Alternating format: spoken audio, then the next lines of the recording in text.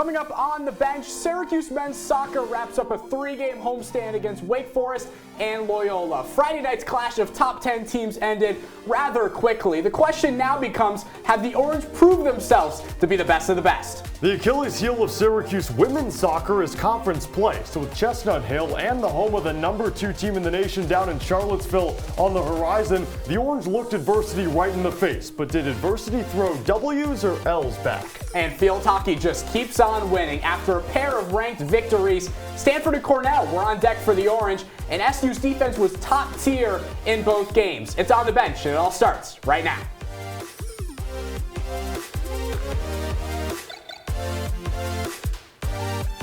Welcome into On the Bench. He's Cameron Ezeir. I'm Nick Zelaya. No Syracuse football this past weekend, Cam, but other ranked teams, they're in action. That's pretty fun to say. Ranked teams, a lot of ranked teams on campus. Quick question for you. Yeah. You're a top recruit coming into Syracuse. What's the number one thing to make you commit? I will say that's a huge hypothetical, and I never thought I'd get to this point. I dreamed about it last night, being a top recruit. If I was, let's go that the food here in Syracuse. The food. It's not Mexican food like I like back in California, but I will say, go down to Marshall Street, enjoy a little bit of pizza, can't complain. Chipotle ain't bad, though. No. Oh, my God. That's a good option, though. Yeah. Let's get right into our top headlines. Syracuse football is making its way up the AP rankings, moving 4 spots to number 18 in the country. With 3 teams falling out of the top 25, both Utah and Kentucky each dropped 9 spots. The Orange placed its highest ranking since being number 13 in Week 11 of the 2018 season. That season, they not only went 10-3, but they played NC State in the Dome and won by 10. Grad student Polina Shimanova etched her name atop the greats to ever play volleyball at Syracuse, passing Dana Fiomi for the most kills in program history on Sunday. The previous record of 1,698 kills stood ever since 2000 until Shimanova's 13 kills against Louisville propelled her to 1,701 in her storied career. Her 5-year stint with Syracuse includes an ACC Freshman of the Year, 3 All-ACC nods, 3 years as a co-captain, and an average of 16 kills per contest. Both the Syracuse men's and women's basketball teams tipped off their season in Rochester for Monroe Madness. Both teams competed in a 3-point contest, slam dunk contest, and a scrimmage. For the women, Tisha Hyman and Daisha Fair led Team Blue to a 50-32 win over Team Orange. Fair also won the 3-point contest with Asia Strong, Joe Girard, and Symir Torrance. And for the men, we had an Aaron Gordon, Zach Levine moment. Peter Carey and Kadir Copeland tied in the dunk contest. The scrimmage went down to the wire, but Team Blue, led by Joe Girard and Judah Mintz, got a 1-point win. Always a pleasure to be joined by Q's Countdown analyst, Braden Reed. Braden, awesome to have you on the show. Oronde Gadsden, he's made his name felt so far this season in the year. He's emerged as a star receiver on this team. What has his impact been, on a very good and scary offense? Yeah, Nick, he's had a huge impact to start this season. And the biggest thing is, coming into this year, we didn't really know who the number 1 receiving option on this team was going to be. You have Garrett Schrader, you have Sean Tucker, but who is Schrader going to throw the football to? Is it going to be Courtney Jackson? Is it going to be Damian Alford? But who steps up? But Oronde Gadsden, right, listed at tight end, 6'5", 216, not a typical tight end size, right? You expect a tight end, stick their hand into the ground, make some blocks, but just a huge receiving threat, run him out of the slot a lot so far this season, able to break away, make some sleek jukes, and stiff arm guys with those long limbs. So, Nick, huge impact for this offense so far this year. Tight end or wide receiver, Braden, as long as he catches the ball in the end zone. I'm sure Absolutely. That's what Coach Babers all cares about. Let's look at NC State, the opponent for Syracuse this week. QB Devin Leary went down with a shoulder injury this past week against Florida State. Whether he plays or doesn't play, how does it affect the overall matchup for this Syracuse defense? Yeah, well, if it doesn't, it's really going to benefit this Syracuse front 7 especially. And obviously, right, Devin Leary, one of the best passers of the football in the country. But if NC State has to really lean on that run game, Syracuse defensive line and the linebackers could have a field day because NC State's going to be forced to run the ball. They don't have a single running back averaging more than 50 yards per game so far this year. So the likes of Caleb Okechukwu, Michael Jones, Marlo Wax can really get after in the run game and in the pass rush against a quarterback that isn't nearly as experienced as Devin Leary is. Syracuse is now ranked number 18 in the country, just one of 2 teams in the ACC undefeated, the other one being Clemson. Realistically, Braden, How far can this team go in the rankings? Yeah, so I think the highest chance they have to get up into these rankings comes this weekend against NC State, because you win that game, like we said, you might not have Devin Leary. You get to 6-0, 3-0 in the ACC. An undefeated Power 5 team 6 weeks into the season, that's a top 10 resume. And I know Syracuse started the season outside the top 25. You got to work your way all the way up, but you beat NC State this weekend. That's a top 20 win. Then you got Clemson, though. It's a really tough ask. I don't know if they win that game. So they're at 18 now at this point in the rankings. You win this game, jump up that high. Clemson will be tough this weekend, though. Their best chance to climb that high. Braden, the go-to guy for Syracuse football on campus. Cam, what's going on the pitch? Hey, yeah, let's break down the Kings on campus. Syracuse men's soccer is 7th in the country, but it's worth noting that a couple weeks ago, SU ranked 3rd. That before losing 2 of its last 3 games. So what's going on, right, Nick? A loss to unranked Virginia and number 22 Cornell, not good. 2 goals surrendered in the first 8 games, great, but now 2 goals allowed in the last 3, add that to the naughty list. So what happens when the Cuse welcomed the 4th-ranked Wake Forest Demon Deacs to Central New York? I think a lot of the fans hoped fireworks, especially for the players in orange and blue. SU against Wake Forest in a top 10 matchup. 13 minutes in, Levante Johnson, he's been a mainstay on this team, and he's tripped up by Prince Amponsa, which would give the opportunity to SU early. Giorgio Kaczewski, he converts into that left corner to make it 1-0 SU.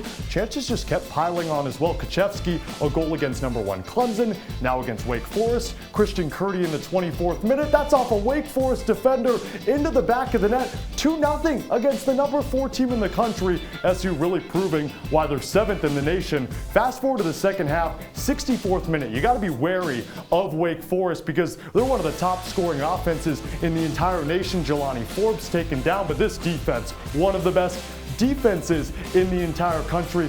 Great save in Syracuse. They're shutting out Wake Forest. More opportunities kept rolling in. Kurt Caleb with a chance. Abdi Salim, and that shot was saved. But again, Abdi Salim, you wonder what can he do while he falls down. The good thing for Abdi Salim and company is that Syracuse would win 2-0. SU is now 2-0 against top 5 ranked teams in the country after going 0-5 against top 5 ranked teams over the past 3 years. 4-1 against ranked opponents this year, and that's really impressive taking into account just 4 ranked wins from 2016 to 2021. You might be wondering, plus 19 goal differential, second highest in the ACC. Well, a big reason why this defense, they've shut out 8 different opponents. Let's check in on the catalyst. Nathan Opoku leads the ACC with 7 goals. Russell Shealy is phenomenal, but guess what? Job is not done. Now Syracuse ranks 5th in the country, and they have a lot more ranked opponents to play. Big win for the Orange against a top 5 team. Up next for the Orange, unranked Loyola Maryland. With a win, Syracuse can reach 10 wins for the first time since 2016. That year, SU went as high as 2 in the national rankings. Let's get to the action, and it was over fairly quickly. Loyola coming into this game 4-3-4, facing the number 7 team in the country. Let's go to the 3rd minute, and literally it was over fairly quickly. Levante Johnson, the Seattle transfer, finds the ball and knocks it into the net to make it 1-0. 2 minutes later, the 5th minute now, Syracuse pushing in transition. Nathan Opoku, he had 2 goals on the game, this one being his first. He now leads the Orange with 7 goals on the season. 36th minute now, Kurt Kavlov, a header going into the net off the pass. Beautiful shot. Love it. 3-0 going into the locker rooms, and the Orange, they weren't done going in the second half. 5-1. Syracuse just looking for some icing on the cake. A beautiful cross from the Orange. Francisco Pagano converts to make it 6-1. That would be your score. His 2nd goal of the season. Oh, he's also a Manlius native. Andrew Sullivan, what's going on with this team? How are they so good?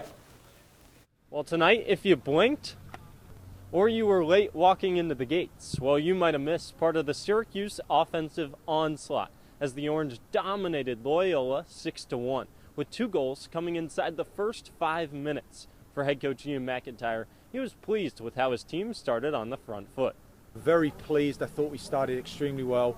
And that's a big part of it. With these, getting out of class, you've got a Monday game, quick turnaround after playing Friday night, and you can tell if you guys are ready based on how we started. We started so well to score a couple of goals, and it was a very good first half performance. midweek games were always tough for us lately. This is what we needed, a big win, a big result. I feel like the big difference towards last year is we're used to each other. It's like more likely the same team towards last year. And we're just used to each other. We know each other on and off the field, and we have great relationships on and off the field, and it shows it in the ACC games as well. Syracuse looks to continue its strong offensive play when it heads to Louisville on Friday for an ACC matchup. The Orange hope to defend the top spot in the ACC Atlantic against the 11th-ranked Cards. Reporting from the SU Soccer Stadium, Andrew Sullivan, CitrusTV. Thanks so much, Andrew. We'll take a quick break. On the bench coming up, Syracuse women's soccer looks to turn the ship with the regular season coming to a close. Plus, the field hockey team is picking up steam at just the right time. All that and more when we come back. I see you mobbing over her. Let's go. Let's mob. Let's crawl. Let's crawl. Let's crawl. Hey, yo, we mobbing. Come on, girl. Let's crawl. Hey, yo, let's crawl. Hey, yo, let's crawl. Hey, let's crawl. Hey, yo, let's crawl. Welcome to my house. Lately, not my happy place. Everybody's pretty tired of each other. The parents were not themselves. My little brothers were morphing into small creatures. The walls were closing in. Clearly, a case of too much family, too close, 24/7. And there's a lot of that going around right now.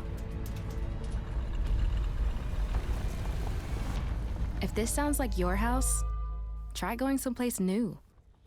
YourLifeYourVoice.org. You'll find lots of ideas to help you handle the family stresses of being confined to close quarters. YourLifeYourVoice.org. It might not get you out of the house, but it could help you find a little more breathing room.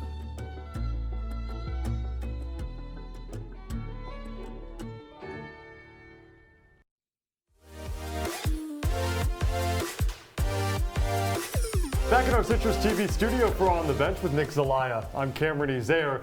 Hey, Nick Zelaya, I will say one thing, and I said your full name because I want to apologize directly to you and the audience. Last OTB show that we did together, I said one thing. I cemented it that I would wear a pocket square.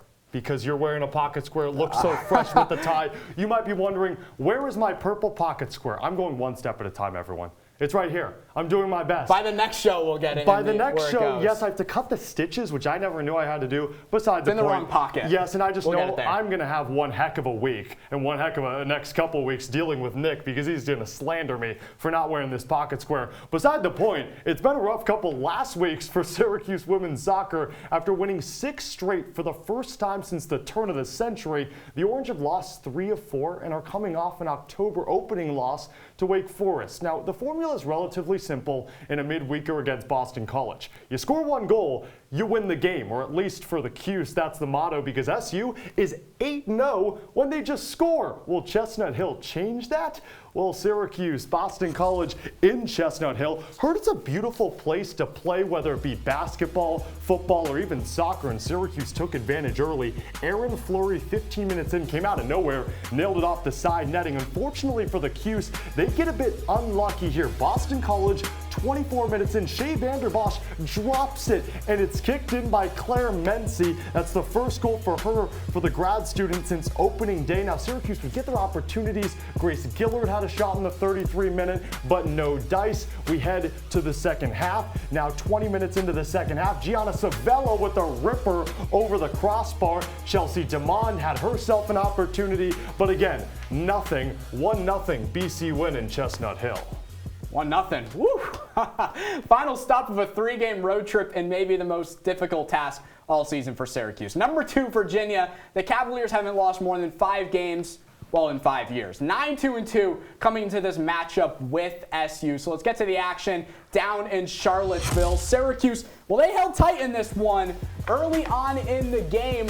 Virginia not usually making many mistakes. They're a pretty good team, but they make a mistake here. An own goal from Lanny Rouse, and Syracuse, they take an early 1-0 game just 3 minutes into it, but Virginia, they capitalize on the other end. 22nd minute to make it 1-1 going into the break, and look at this. The shot differential, Virginia 24 shots on the game, Syracuse just 3. Virginia, middle of the second half, they go in front. Time's coming close for Syracuse. One last opportunity for them to score the miss, but there's Kobe Commandant who knocks it in to make it 2-2 Syracuse. They draw with the number 2 team in the country, Virginia. Woo! What a game for the Orange. What a fantastic game for the Orange, I might add. If there's one team over the last 2 years that's been the best in the 3-1-5, might have to go with field hockey. Teams are averaging just 1.2 goals per game, and the Orange have the 3rd largest scoring margin in the entire nation. 43-12 through 10 games. Up next, the Stanford Cardinals. So the Syracuse back in the 3-1-5 for another match against a Pac-12 team. Haven't played Stanford since 2019. That was a 3-2 loss. Stanford was ranked 16th then. This year, they have a losing record. And man, this was the Charlotte DeVries show. She scores in the second quarter to make it 1-0. She was involved in this game in possibly every single way. Later in the second quarter now, Charlotte DeVries finds Karina Comins, who finds the back of the cage, and it's 2-0 going into the locker rooms. Let's go to the third quarter now. Yvka van de Nieuwenhof, she had a huge second half. The goal there off the penalty corner, and van de Nieuwenhof, well, she wasn't done. Again, penalty corner, van de Nieuwenhof. She scores to make it 4-0. That's the final. What a win. What a win. Quite the win for Syracuse. 8th shutout of the year for the Orange. Now, let's say not much change. Julie Williamson, first Syracuse field hockey player to have her jersey retired, and that was just a few days later against Cornell. And how would Syracuse reward her? How about tip drill from Willemijn Bogert there in the end of the first quarter? Sabina van den Einden had the first goal. We're going to mention her name. How about Karina Comins in the second quarter? That's her team-leading 12th goal. Okay, so it's 4-0 Syracuse. You might wonder, well, who'd the 4th goal come from? It's van den Einden who sneaks it through, and she would score the first goal, she would score the 4th goal, she would also score the 5th goal. First collegiate hat trick for van den Einden, and our Skylar Wilkes has more. Syracuse is the king of Central New York, but Sabina van den Einden might as well be the queen. The grad student scored 3 goals in SU's 5-0 win over Cornell today. The midfielder credited her teammates for helping her reach this career mark.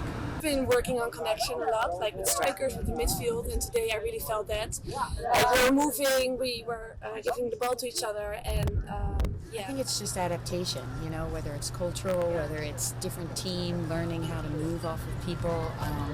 Yvka's been out, Sienna's out, and you got to learn how to play off the people you're playing around, and this is the time that you want to start those things happening in October. That's where, teams are made in the month of October, for sure. Connection with the team and chasing with big shots, but also like deflections, that makes us really strong as a team. Van den Einden tallied as many goals today as she had all year, and became the 4th SU player to record a hat-trick this season. The Orange now sit at 12-2, having won 5 games in a row. Syracuse has its toughest test on the horizon, with a trip down to Chapel Hill to face number 1 North Carolina at 3 p.m. on Friday. Reporting from Jay's Court Stadium, Skylar Wilkes, CitrusTV. Thanks so much, Skylar. Coming up on the bench, history on the horizon for a volleyball star and a little bit of familiarity on the ice. That and a lot more when we come back.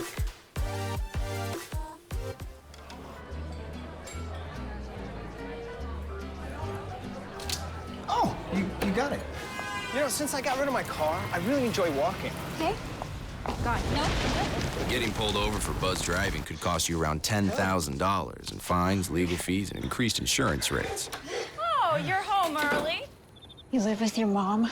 That'll set your game back a few years. Buzzed, busted, and broke. Because buzz driving is drunk driving. Fancy pants peanut butter? A big screen television? You haven't even bought a sofa yet. A motorcycle? When your father finds out, he's gonna flip his shoes with 2 buckles? What do you even need 2 buckles for? Mr. Big Shot, buying whiskey shots for everybody in the bar. From the looks of it, I'd say nobody even remembers. Feed the pig.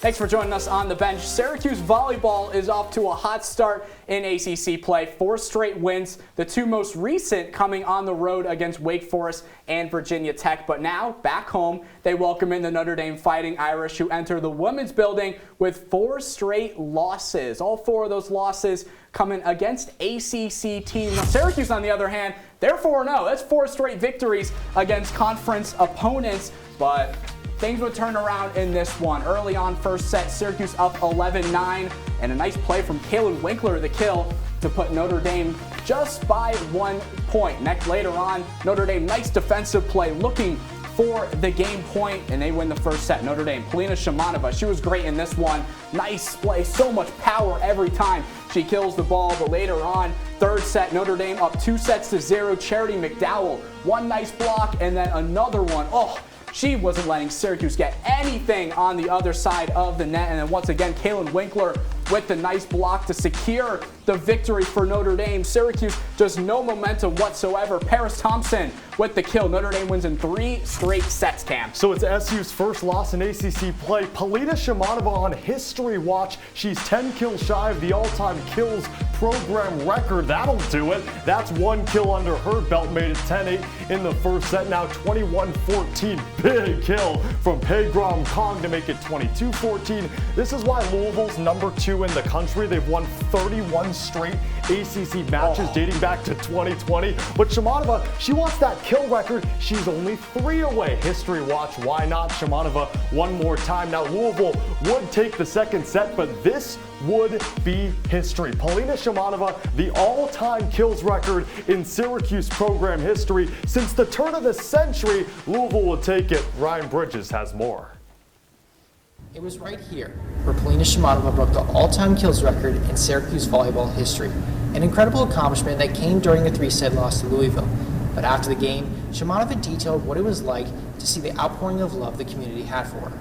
You know, within the seconds after the game, you getting all those flowers, like multiple people putting things on you, like pictures, and then I got a phone from Coach Evan, and my parents were like on WhatsApp call, and I got those like printouts was what my parents have said to me, so that's when I instantly started crying. That's when I get emotional, when you don't see your parents, and it's just an emotional roller coaster, but obviously on a positive note.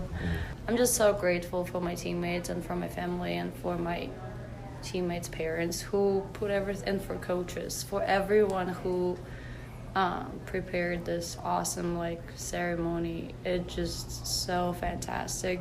Each time Shimanova takes the floor for the rest of the season, she'll be rewriting the record book for Syracuse volleyball. Reporting from the women's building, Ryan Bridges, Citrus TV. Yeah, Polina Shimanova, she just eats records for breakfast. Her resume is stacked and the accolades just continue to roll in with 12 games left in the regular season. You think 3 wishes she's eating for breakfast? That Buddy Bayheim cereal? I think so, or maybe she can get her own cereal. She's a very good chance of cementing herself as one of the best volleyball players to ever walk on campus, passing Dana Fiume, who held the kills record for 22 years. And it's not just her offense, her defense just as stellar, ranking 8th all-time in digs and 6th in digs per set. Special player doing some special things for sure. Syracuse Ice Hockey played its first home-and-home of the year against St. Lawrence this past weekend after splitting a 2-game set with Merrimack last week. The Orange dream of a 3rd consecutive winning season. Right now, it's been sort of a nightmare, though. St. Lawrence won in Tennessee 2-0 on Thursday and returned home for a big 5-3 win on Saturday. Despite strong play from Ariel DeSmet in goal, the offense was rather quiet, combining to take 32 shots over the 2 games and scoring just 3 in that second game.